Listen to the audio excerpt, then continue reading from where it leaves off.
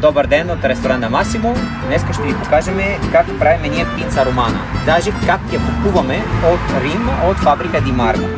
Това е тесто от Ди Марко, което е правено с 3 различни брашна.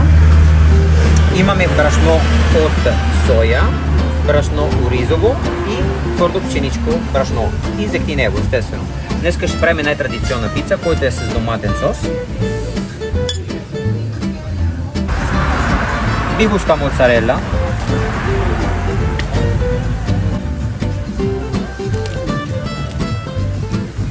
тестото е готово, изработено ръчно в Рим, така че сега ще го печеме в фурна и след малко ще видите резултата. И вече нашата пица е почти готова. Излиза от фурна, добавим още малко зехтинево, базилик, пресен и режем.